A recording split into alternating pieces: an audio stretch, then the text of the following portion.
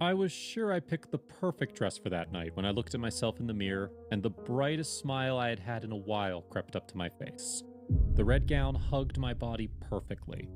I looked at my face in the mirror again and left the house. I met Kelvin about 2 months ago, and so far I couldn't say if it was just the new person trait or if we really connected on so many different levels. He was an amazing person also, patient, kind, and always ready to listen. We both decided to take things slow because we had both recently left an abusive relationship. Taking things slow was relatively the next option for us. It was a Saturday night. Everyone was probably out to have fun.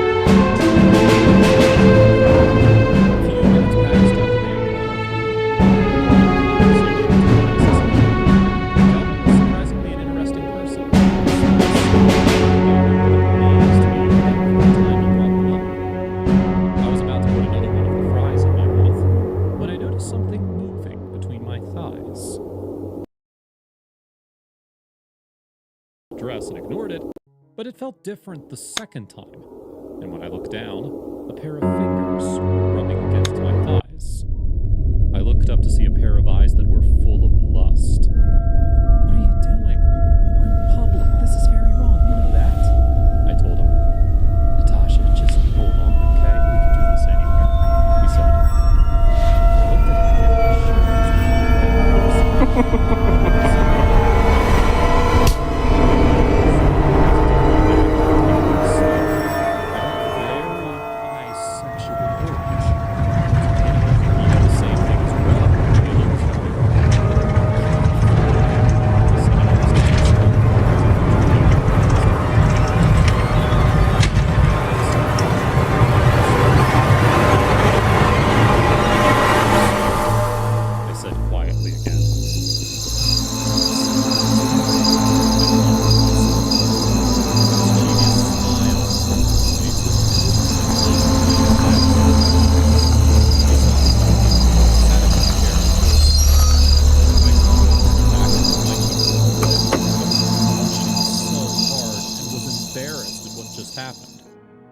"Let's go back to my place to continue what we started," Kelvin said, which I just nodded in response to.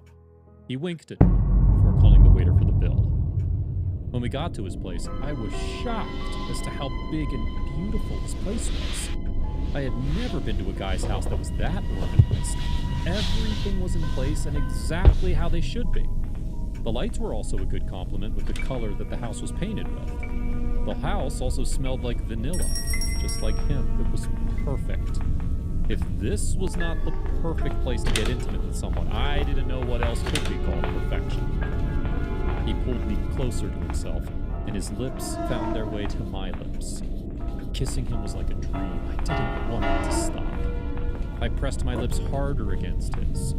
His lips were too soft for me to reject them. And when he tried to pull away, I pulled him back to myself, hugging him tightly that told him that I wanted more of it.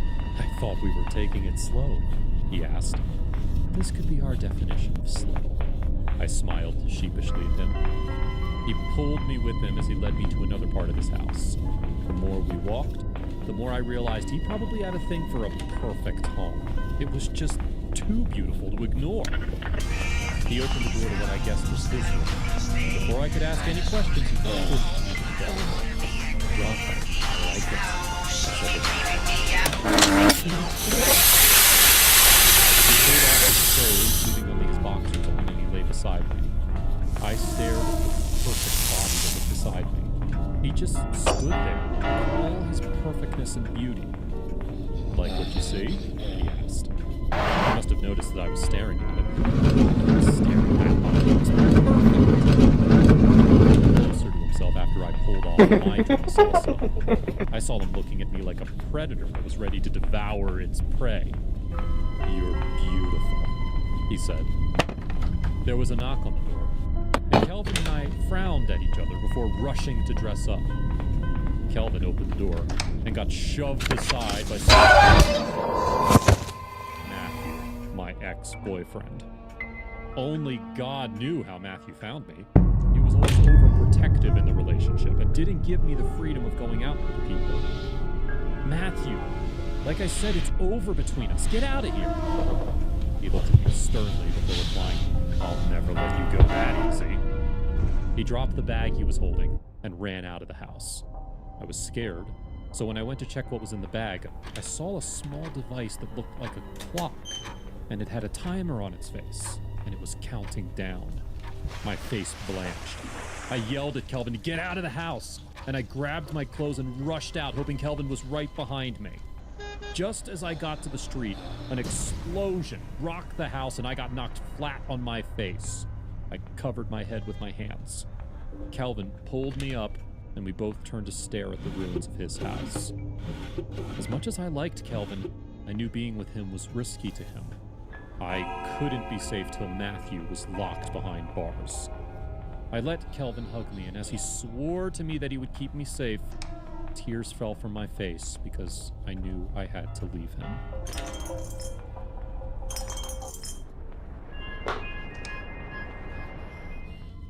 "That's why Valentine is coming. Where's your boyfriend?" The TikTok video was very loud and filled the whole room.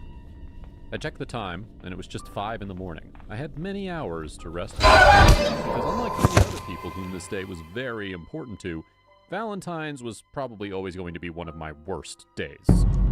I plugged in my phone and prepared to sleep, but it was hard enough to close my eyes, not to talk of actually getting the sleep. The picture of how it happened that day played over and over in my head, causing tears to fall down my cheeks unconsciously. I rubbed my palm against my belly, and for a few seconds, I imagined how it would have been like to actually hold my baby in my hands if he was still alive. February 14th was always going to be the worst day for me, and there was no one expected to change that. No matter how amazing they made me feel, it would be hard for a person to replace two people that I loved dearly and envisioned my future with perfectly. My husband, Billy, was someone I could vouch for as probably the most patient person. He loved really hard, and just as much as I was expecting our baby with gladness, he did the same. He forced me to go shopping for clothes for boys and girls because we didn't want to know the gender before birth. There's no point in this. It's like a waste of money, though. We can buy a lot more when we figure out what we're actually having, I told him one night when he brought up the idea of shopping again. It doesn't matter. It just shows how happy we are, and when we know the gender, we'll definitely have someone we can give the other genders to. We have so many friends expecting babies. It's all good, he told me. I smiled at the good memories I had with him. He was always considerate, right from the day we were expecting the child to the minute we were driving to the hospital to hold our baby in our arms. I cried hard at the memory of that night. It was a night of sorrow. The one night I didn't want to remember, but could somehow not wipe it off my memory. Our car was in perfect shape, or so Billy thought, which I still didn't bother figuring out even after it all happened. He rubbed my stomach gently, whispering sweet, calming words to me on the way to the hospital. I was still smiling at his words when he suddenly screamed, and the next thing I heard were gunshots, and I suddenly lost consciousness, but not before our car hit something really hard, which caused the airbag to jump out. "Billy?" I called when I eventually opened my eyes and couldn't understand where I was or what was going on around me. I was on one of those beds I'd seen in movies used to wheel people from accident scenes to help them in the ambulance. "Where am I? Where's Billy?" I asked the paramedics around me.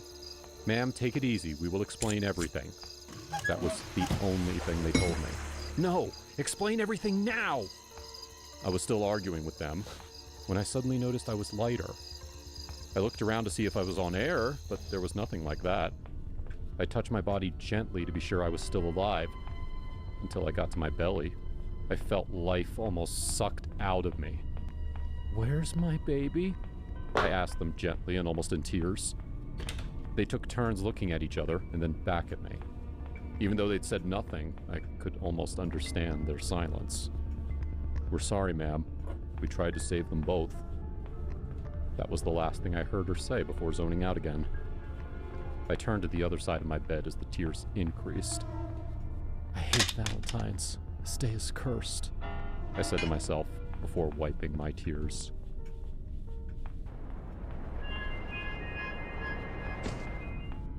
Even before we started dating, I knew Jake was a fitness junkie. Not only was he a member of the local gym, he was also a fitness instructor, and he spent hours upon hours at the gym. He watched everything he ate and counted his calories diligently. It, however, took 2 years of dating to realize just how important fitness was to him. I'd never minded that Jake was ripped, but while he cared too much about staying fit, I was the opposite. I was very much on the thicker side, with big cheeks, belly rolls, and thick arms and thighs. In short, I was fat. But my body shape had never been a problem. I'd been fat when Jake met me, and was duly surprised when he took interest and seemed genuine. There were other girls out there with swimsuit model bods, the kind I imagined every guy hoped for, and they were attracted to him, but he didn't care. He said he loved me, and he did not hold back from showing it. Despite my inhibitions, I fell in love. He told me the shape of my body did not matter, until it did. Time passed, and Jake began to change.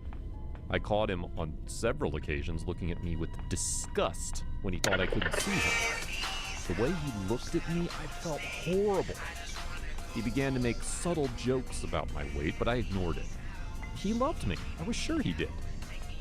Conversations between us steered towards fitness regimens and workout routines and diets, as he not so subtly attempted to tell me that he was displeased by my weight and wanted me to look presentable. It didn't help that I was content with my body, and I turned down his suggestions. He did not like that at all. He stopped holding my hand in public, and when we had sex, which was not as frequent as before, he insisted that the lights be turned off. Eventually, I got fed up and asked if he wanted to break up, as he was not okay with me. The idea did not seem to have occurred to him because he looked at me like I was crazy and discarded the idea. I did not know he had other things in mind. He invited me to his house out of the blue one day and made dinner for the two of us. I had no idea he had added something in my drink until my sight started to blur and I blacked out a moment later. I awoke with an uncomfortable feeling around my wrists and a numbness in my legs to find that I'd been strung up in a basement, his basement. Jake was there too, sitting on the floor and watching me with longing in his eyes. I begged him to let me go, that I was scared, but he shook his head, telling me that it was for my own good, that he was doing this because he loved me. He came up to me and touched me, caressing my cheeks and my arms and whispering to me.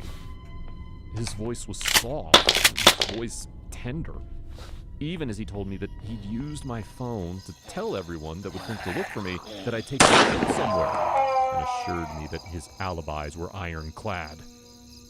It was then I realized he didn't care about the slim women, because he wanted to shape me himself like some twisted creation.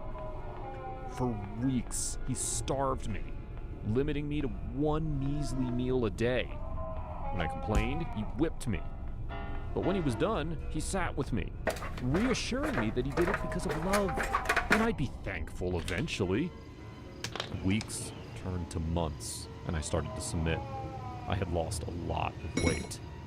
He let me out of the chains on good behavior, but occasionally whipped me and kept me confined to the basement.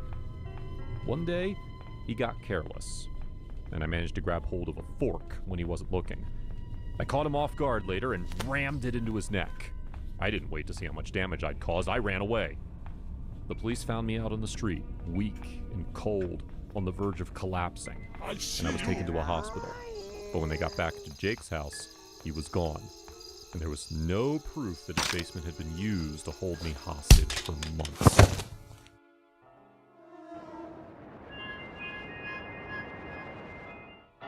It was pitch black. The darkness seemed to engulf me in a hollow emptiness that left a pit hurling in my stomach that won't go away. Never mind that the back of my neck itched so badly, like I sucked in hot food without drinking any water. I shuffled hard against the chair. My wrists wouldn't move, nor did my legs bulge.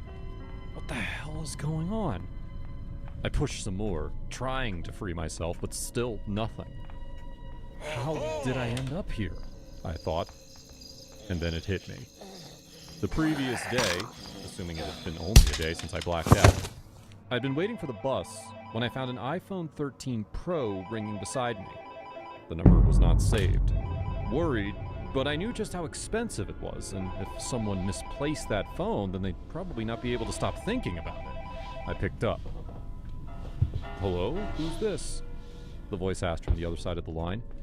Gabriel, I said, without thinking. Who are you? I asked back. The bus arrived, but I remained standing, waiting for the person on the other end to say something. Lisa, The confidence seemed to dwindle just a bit as she said, That's my phone. Oh, was all I said. I can have it back to you. I found it sitting on the desk here. I replied hastily, trying to clear myself of any wrong thoughts. That would be great, she said. Bring it to 20 Lumbermore Street. She replied flatly.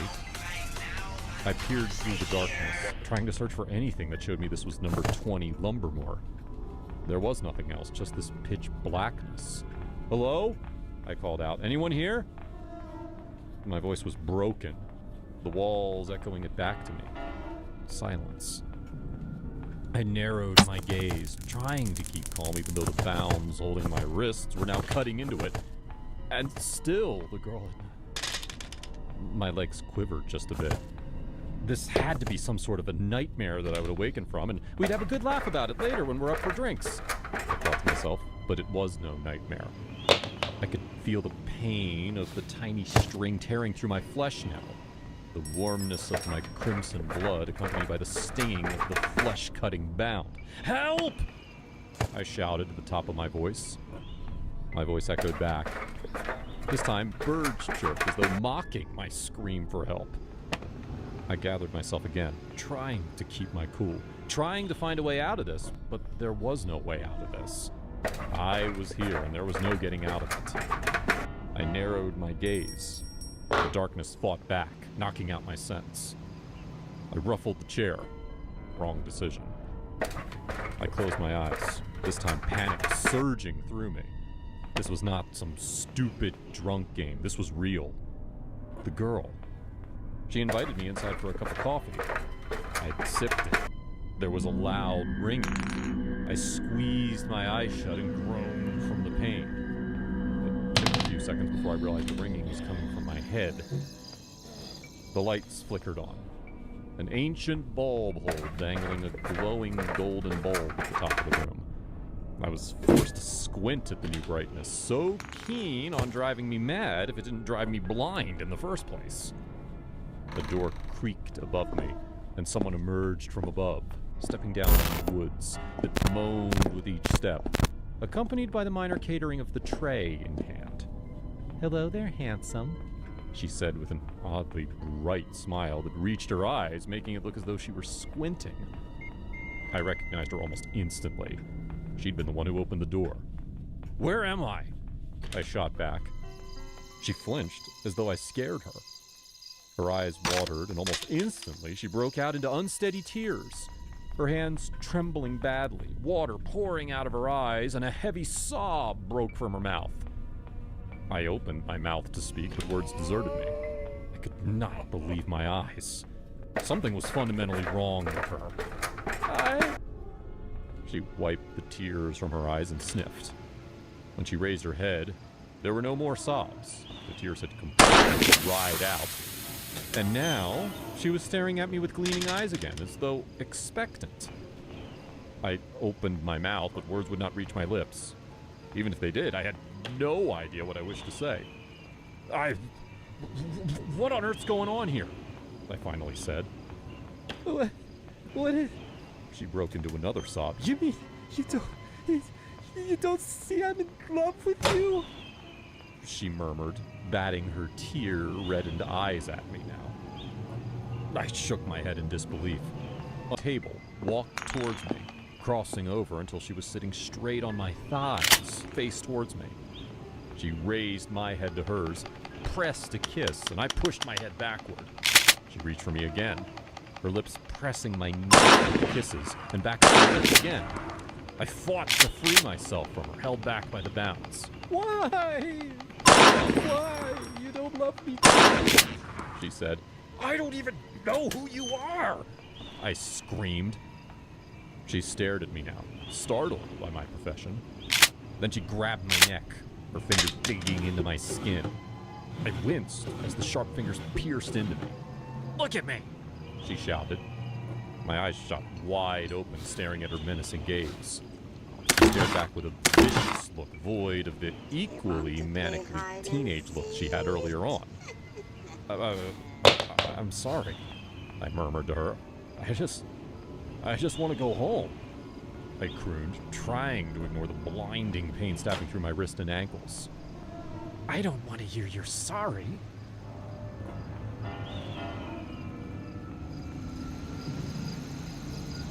I want you to say you love me, she whispered. I gulped. She turned my face with enough force that if my neck was an inch lighter, would have snapped in two. I opened my mouth and stared into her eyes. My eyes stung. I love you, I murmured with unfocused gaze. She stared at me with a glint of hatred in her eyes. You're lying, she whispered. Her fingers held me even tighter in a vice grip. You're lying to me, she spat some more.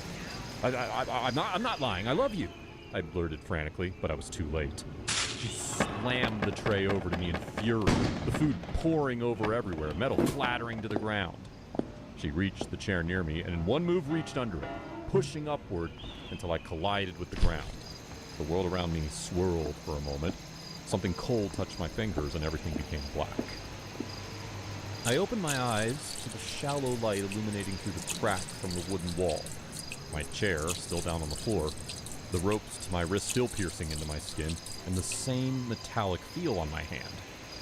I felt the edges of the small metal, realizing it had been the spoon from the tray. Desperately, I turned and began cutting through the bounds of my wrist in slow but deliberate motion, pressing my lips hard to keep myself from screaming as the metal brushed against sore skin.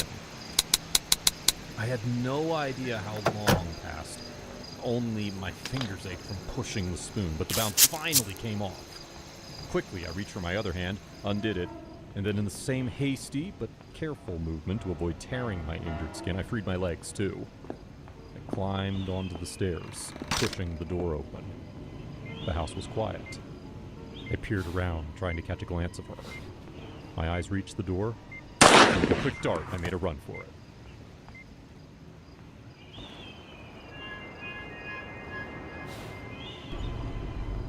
The weather was cool. It was another day to go out to look for whoever was going to fall into my trap.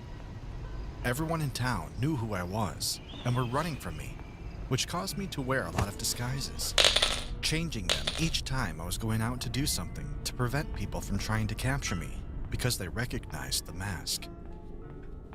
I had an addiction for girls who looked a certain way, and I didn't even try denying it anymore. The world knew it, and there was no point lying to myself and trying to hide from who I was. Girls with black, straight, and long hair who were slim and barely wore any makeup. I thought I was going crazy until I began to see them walk past me on the streets. I would stare and not be able to get my eyes off them until someone or something brought me back to my senses. I had approached some of them before, and they shunned me. Not once, not twice, and not even 3 times. I ignored it at first, thinking it was just my interest. But when it marked the 20th girl that was going to do it to me, I knew something was going on, and I had to get whatever I wanted, no matter what it was going to take. The first I tried it with was the one I met at Wendy's drive-thru. She was very pretty, prettier than those I had seen on the streets that piqued my interest. I followed her quietly till she was far away from where people were going to notice what I was doing. I wrapped a cloth over her face quickly, covered her mouth, and dragged her with me with my other hand to where I parked my car. Luckily for me, it was close to where I dragged her from. She struggled, but I was stronger than her. Luckily for me, all the other girls had been the kind that my strength conquered. I only enjoyed tying them down and reaching them beg to free them. After I was satisfied, I would release them. My eyes were always hidden behind a mask. None of them knew exactly who I was. The town was now looking for the psychic guy. There was a funny thing that was going on. I was sure there were someone else out there doing the same thing I was doing. Because the girls that came out to talk about their experiences were not all those that I actually captured. There was either many girls just coming up to get pity from people, or there really was someone else. In remembrance of the time I did that, I decided to visit Wendy's again and be on the lookout for another girl I wanted to add to my collection. The place was quiet, and most of the girls that walked past me were not those I wanted. I hissed in frustration. I was expecting the day to go better. I noticed another guy just standing in the corner with sunglasses, and his head raised. He was observing things as well. I had to be smart with my move if there was someone else watching the area. Suddenly, my kind of girl walked past me. I followed her, and the guy I had noticed earlier followed me. I ignored it. It could have been that he was just going the same way accidentally, and I tried to get my mind off it. Though something kept telling me to back off from whatever I actually planned to do with the girl. I ignored it. I could not resist the girl now that I had seen her. I kept looking back for the guy, and he was still there, walking at exactly the same pace I was. Suddenly, I felt a push on my back, which made me almost fall. What the heck, man? I turned around. I knew it was the guy, but he was no longer behind me. I turned back to the front, and there he was, already grabbing the girl. I ran to them, pulled the guy to the other side of the road, and grabbed the girl for myself. I lost my balance as soon as the guy got up again. He slapped me hard and tried to grab the girl again. She knew what was happening and was already running for her life. We ran after her, yelling at each other on the way. "She's mine, you moron! I spotted her first," we said at the same time. The look of fear on the girl's face as she ran pushed me to run faster. That was the exact thing I was looking for from a girl. I didn't know what the guy wanted. He tried to slap me again after we lost sight of the girl, but I pushed him to the nearest wall and pinned him there. His eyes were red, and murder was written all over it, but I reciprocated it. I could be as crazy as he was, and even more. I picked the pen that was in my pocket and bored the sharp side into different parts of his skin while he screamed. I felt content at the sight and couldn't wait for him to start begging me just so I could tell him that I was better than him and he should not try to take what was mine anymore. Instead, he removed his sunglasses that were still fixed to his face. I wondered how. He broke it against the wall and picked one of the broken glasses to use over my skin. He had no remorse and looked so determined to do it. I tried to free myself, but he pinned me in the same position. "Who is crazy now?" he asked me, and smiled evilly. I struggled to free myself, but it was at that moment that I knew he was stronger than I was, and it was probably the end of the journey for me. Though I was not a believer, I began to say my last prayers as he placed the piece of glass on my skin and tore it in a straight, long line. Blood gushed out, flames went high. People had gathered to watch us. The noise must have attracted them. The girl we were chasing after was also there, staring at us with so much confusion. I succumbed and begged him, but he only kept the evil smile on and continued with what he was doing. It was the police siren that broke us up. He left me suddenly, and I fell to the ground. I was weak and knew it was the end for me. As soon as the officers got to where I was, they placed cuffs in our hands. I knew that it must have been the girl who called them. If not, they would have thought I was the victim. The world was going to know who I was now. It had been a long time coming. Whatever had a beginning must surely have an end.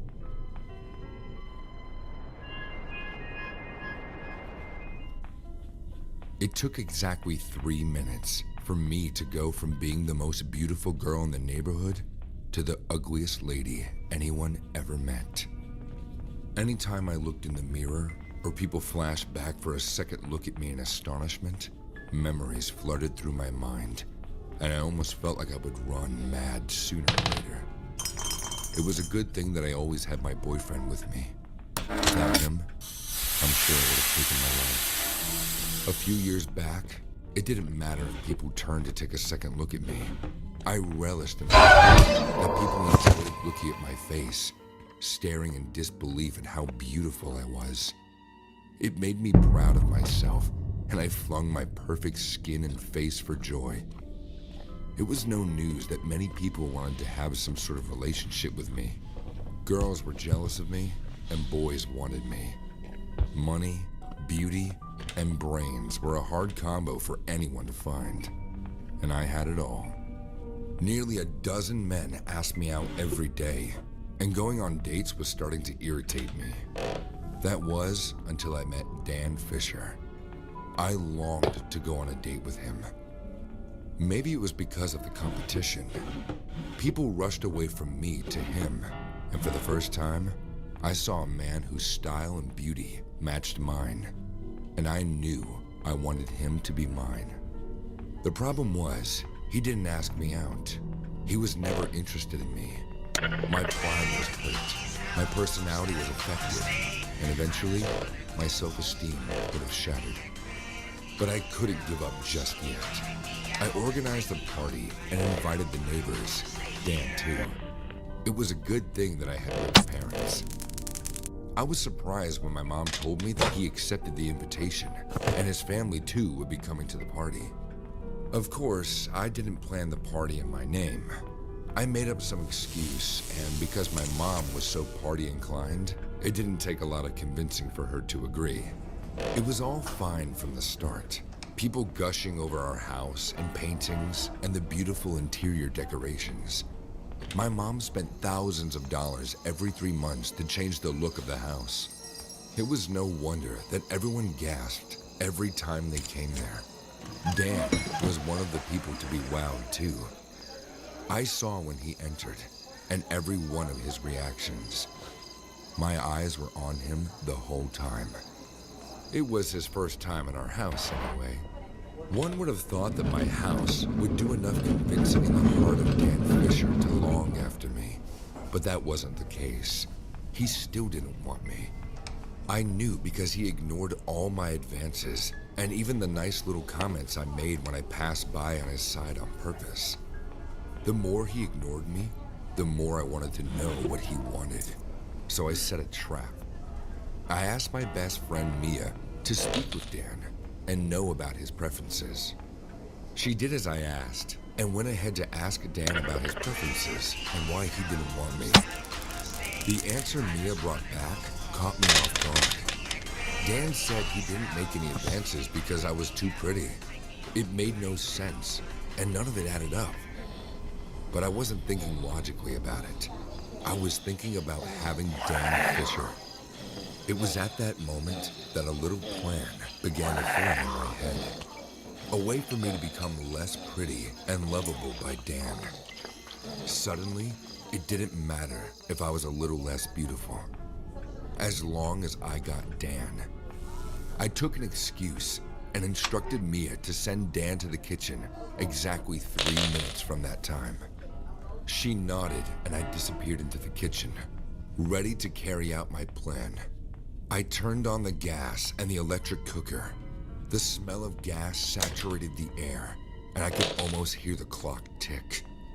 At the exact time I wanted, Dan entered the kitchen, looking at me with strange eyes. A couple of seconds later, fire exploded in the kitchen and caught my face. More out of impulse than care, Dan rushed to me to try to get me out of the fire. I lost consciousness, but when I woke up a few hours later, the situation ended up exactly the way I imagined it would. Dan Fisher was arrested for my attempted murder and arson. My face was half burnt, my beauty half gone. Now it was my turn to save Dan, the man of my dreams. I pleaded with my parents to let him go and blamed the fire on technicalities. They agreed after my many pleas. I told them that I would do the release myself. I loved my new look and refused plastic surgery No matter how much they begged me, I was the perfect type for Dan Fisher. I visited him in prison. "You bitch! It was you!" he shouted when he saw me grin. I nodded my head. "Yes, you don't like pretty girls, right? Now, I'm perfect for you." I grinned hard, but my heart twisted in knots when a disgusted look filled his face. "I don't want you. Your friend Mia?" I lied to her. "I love pretty girls with big eyes and boobs. Your heart was always ugly. Now your face is too," he said. I was shocked, and from that moment, I didn't want him anymore. I hated him as much as I loved him. I released him from prison, as I planned to from the start, but that was after he signed a contract to be my boyfriend for the rest of his life. The contract was his only way to stay out of prison, and I knew he would definitely honor it. The relationship felt awkward at first. He didn't love me, and I didn't love him. We weren't the ideal couple I fantasized that we would be, because now I was ugly. People gave us second looks on our forced dates, but it wasn't because we looked so beautiful together. It was because a beautiful man like Dan had an ugly girlfriend like me. My whole sacrifice was for nothing. This is not what I wanted. I started hating every part of me. Then, I committed every day of my life to making myself uglier. I tore my skin with a blade and gave myself more scars. I tried to be as ugly as possible. I added a clause to the contract between Dan and myself that made it compulsory for us to go on a walk whenever I wanted to. I longed to see how people looked at Dan more than how they looked at me.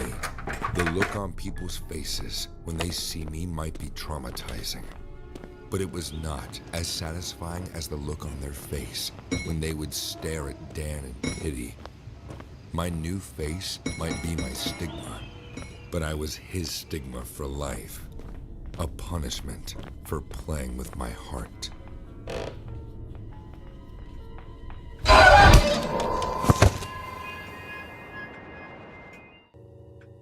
I had my bets placed on silence.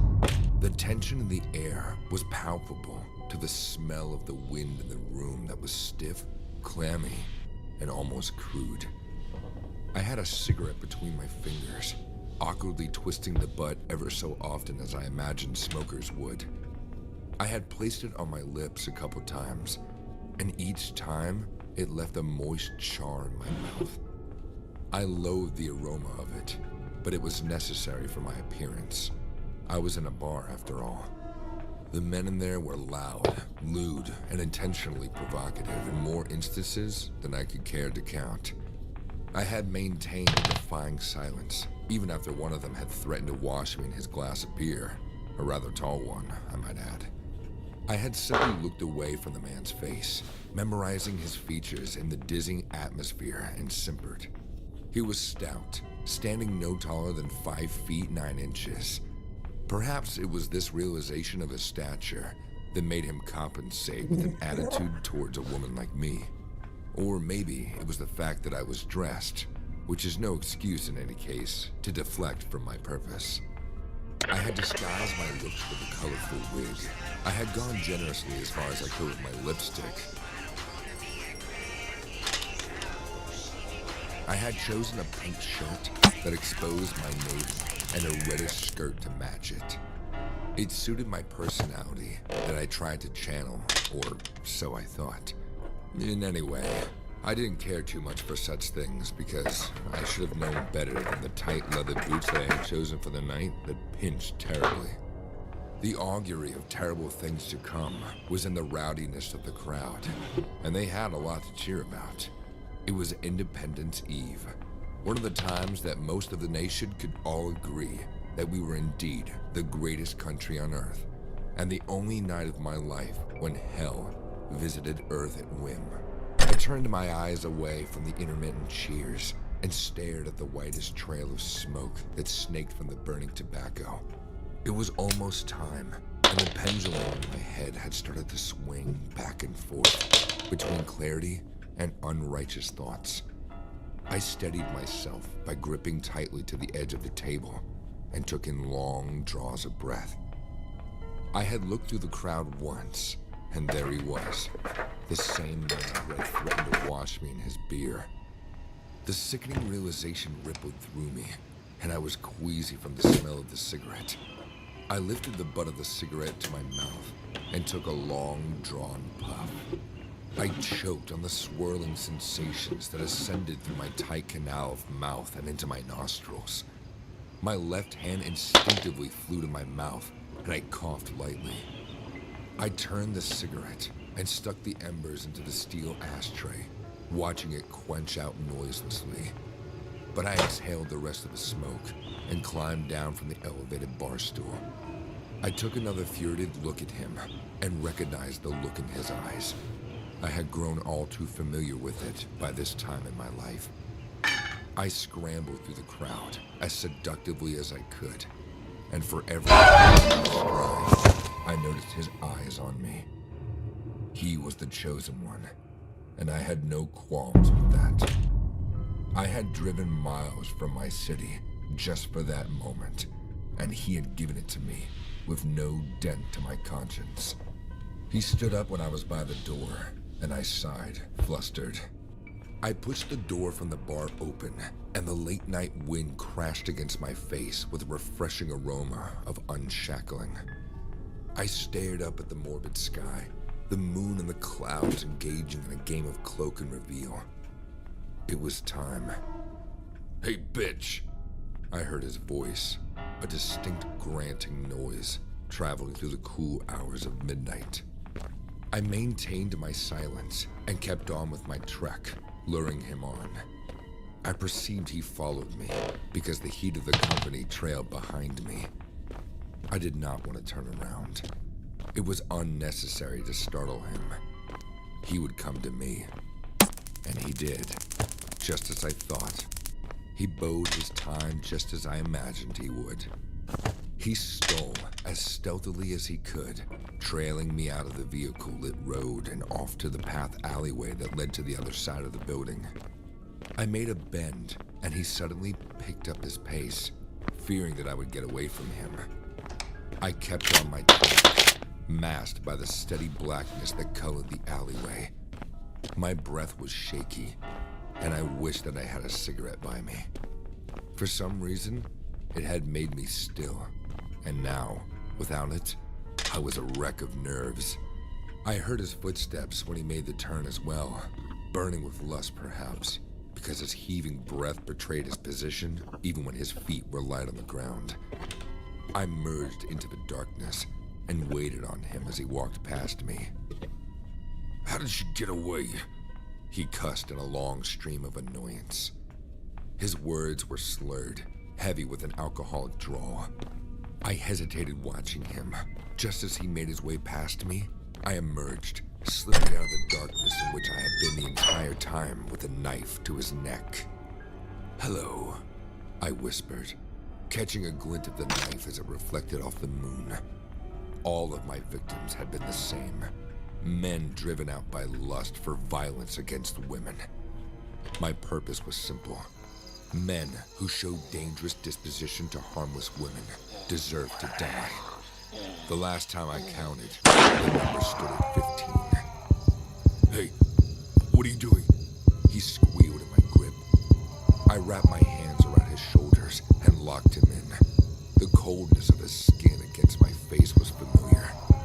It was a moment for Independence Day, giving him time to witness it like they all did. I waited it out with him.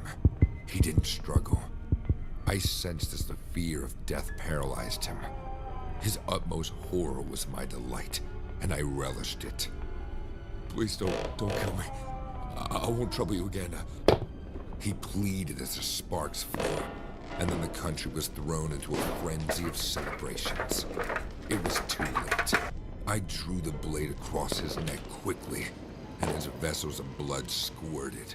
Large sprays came out as he collapsed to the ground. He reached his hands out and groped it as I replaced the knife into my bag and wiped the blood stains from my fingers. He wouldn't make it. I knew it. So I turned away from him and continued down my way to the alley. The news the next morning was predictable as always. The news anchor would give some short details of his life, name and age, and perhaps some family history.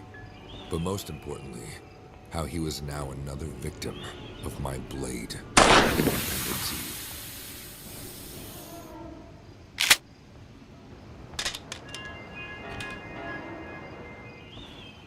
I was on the crosswalk, heading to the other side of the road, when a bike flew out of an alleyway straight at me. I heard the loud roar of its engines before I turned and saw it. In the split second that followed, my instincts took over, and I dove out of the way. The rider swerved seconds after the danger was over. This was the final mistake that sent him careening up the sidewalk. He rammed into a kid, chasing after a dog, and sent her flying. In that moment, the world came to a standstill on the ground, palms and elbows scraped generously by the asphalt. The kid laid prone on the pavement, where she had fallen and hit her head. The biker was half standing and half sitting on his bike, gazing at her. The rest of humanity was camped on the other side, staring. Then the biker set aside the bike and ran over to the girl. "Somebody call 911, he yelled. It was then I noticed something odd about him. The delivery box on his bike was plastered all over with Burger King stickers, yet his helmet was just a plain yellow. It didn't have the company's logo. His clothes and black jacket and denim were different from what I knew the company's staff to wear. Somebody came out of the closest shop with a phone and pressed it to her ear. Another man on the sidewalk was also pulling out his phone to call emergency services. In a moment, a small crowd had formed around the biker and the girl. No one took note of me. I rose and dusted off myself. The flowers I had bought for Lisa were strewn all over the road. I had inadvertently let go of the bunch as I leaped out of the way from danger. It was not a good sign. For a moment, the urge to turn back took hold of me, but I just could not bring myself to cancel a scheduled visit to Lisa.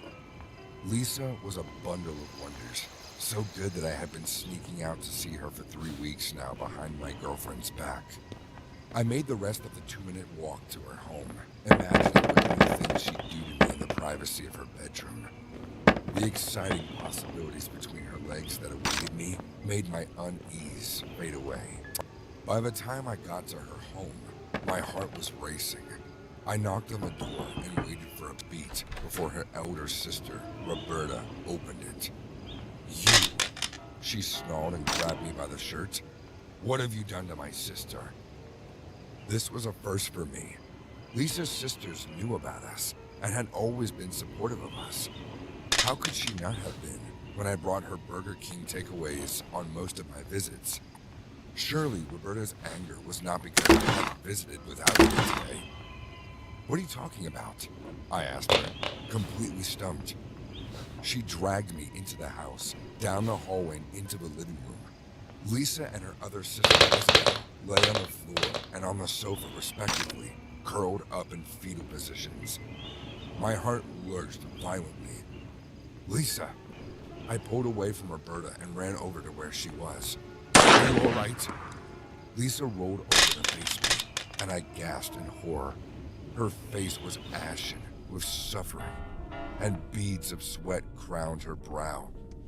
She stared at me with eyes wide, with fear, and groaned long and loud. "What's wrong with her?" I asked Roberta. "Damned if I know," Roberta replied. "She became that way after she ate that burger of yours. Isabel, too." "Burger?" I asked, confused. "The burger you sent," Roberta replied. "I didn't send any burger," I told her. "What are you talking about?" she asked. "The delivery guy from Burger King said it was from you." I didn't order anything for Burger King for anybody. What Roberta was saying didn't make any sense. Across the room, Isabel groaned and started to thrash about on the sofa. My tummy, she moaned. Fire. Roberta ran over to her.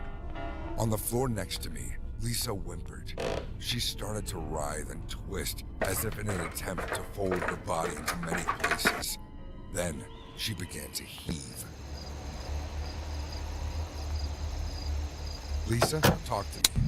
What's up? We don't have insurance, Roberta cried. Do you have any money for the hospital? Yes, I said. Lisa's heaving was getting more serious. In a moment, she started to vomit. Her vomit was a dark crimson that warned of only one possibility. She was bleeding within. If anything happens, I'll kill you, Roberta declared. In her arms, Isabel was vomiting blood too. Her face was drained of color, and she looked pale. Call emergency, Roberta screamed at me. Her scream snapped me out of my horrified paralysis. My hands shook as I pulled out my phone and dialed 911. Fortunately, there was no delay. I gave the operator the house address and urged for speed and urgency. Lisa and Isabel kept vomiting and clutching their stomach, as if their body wanted to rid itself of everything in their gut, perhaps even their guts too. Whatever it was that poured out of their mouth was generously coated in a dark crimson that spelled doom for them. For me. Please, Roberta cried, holding Isabel to her bosom. Help is on the way. Just stay with me. Isabel splashed vomit on her bosom. In my arms, Lisa had stopped moving. Her eyes were wide and staring sightlessly at nothing. Fear gripped me hard.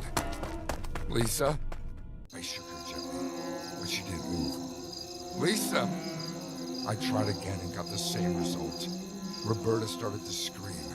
Isabel was jerking in her arms and frothing at the mouth. I dialed 911 again.